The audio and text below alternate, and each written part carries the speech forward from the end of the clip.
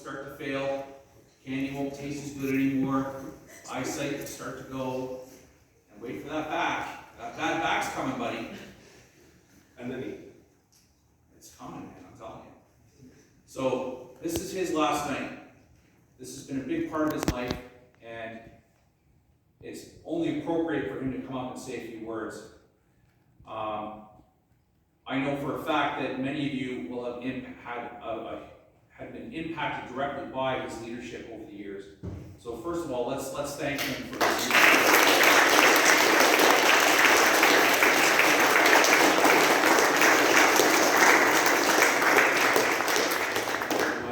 Take a stage here.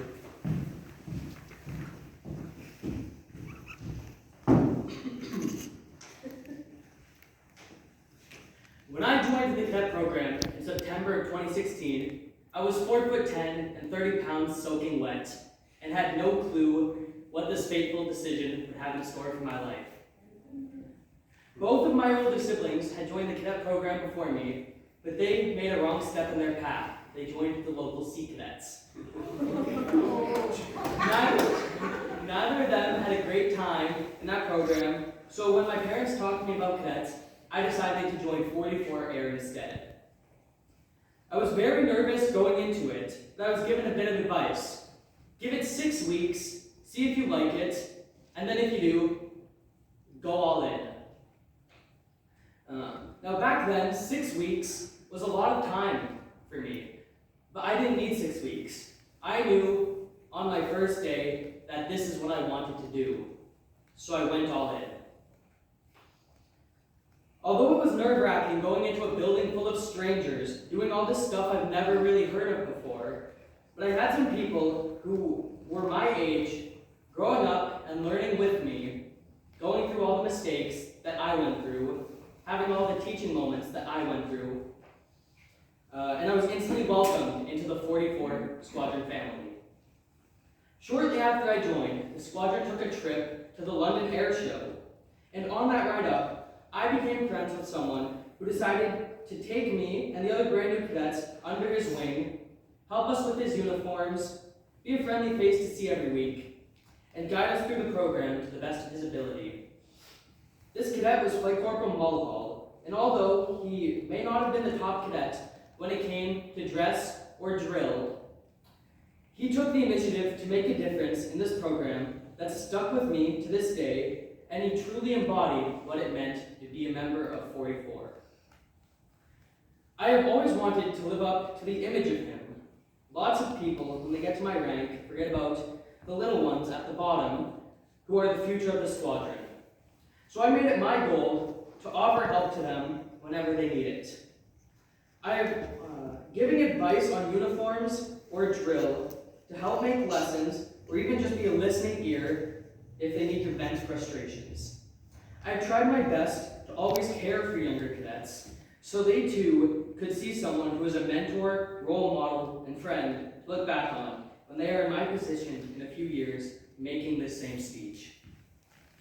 Although getting to this position is not easy, to get to where I am, you need to be fully dedicated to every aspect of this squadron.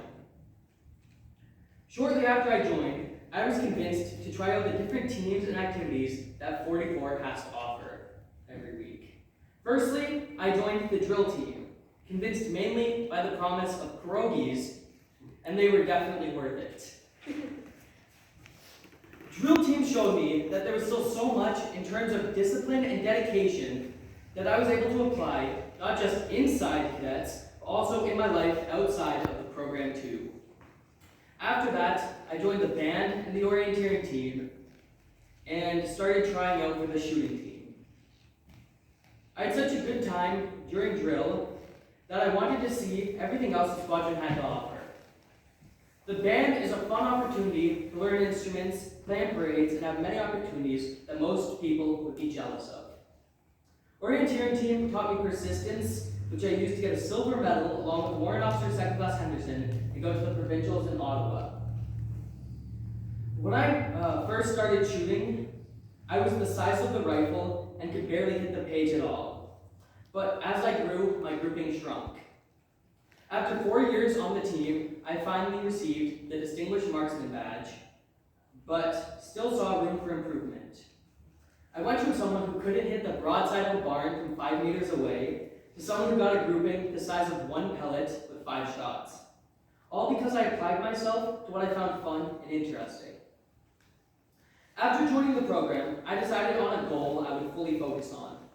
This goal would be to get my private pilot license through cadets and spend my life afterwards as a military pilot. Since I'm still human, I stumbled towards my goal, coming close many times, but not quite getting it, and then finally finding out on my last year that I was accepted into the Power Pilot program. Everything I had worked for in the program had culminated in that moment. Then life struck me and I was unable to go to that camp that summer. It crushed me, seeing all the hard work spent towards it seemingly go down the drain. But I decided that I was too good to let something like that get me down. I decided instead of doing nothing, I would become a staff cadet that summer at the Advanced Aviation course and help cadets achieve their dream that I once sought after of getting power. Because of me and other staff cadets who were in similar situations, some of those people I decided to help are carrying on my dream this summer as they have been accepted into the program I once sought after. You may be wondering why I brought something like this up, but it is to let you know that no matter what life throws at you, you need to pick yourself up, dust yourself off, and keep moving forward for the sake of not just you, but everyone who has supported and cared for you so far. And to learn that although life may try to keep you down, if you keep moving forward, you will see whatever results you put your mind to. Although I have stumbled throughout my time as a cadet, I have had some of the best people I will ever know supporting me at every step, helping me, teaching me, and molding me into a better leader so that I can do the same to you all. Although I haven't been perfect, I hope that when you look back on your time as a cadet, you can call me a mentor, a role model, and a friend that you can look back on with fond memories. Although I may not be a cadet after tonight, I will forever and always be a part of the 44 family, and hold these last 7 years in a special place in my heart, looking back with fondness, remembering everything and everyone who has shaped me into a person who can always strive for what's best.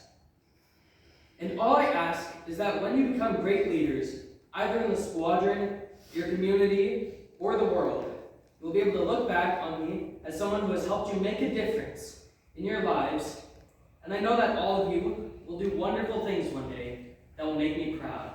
Thank you.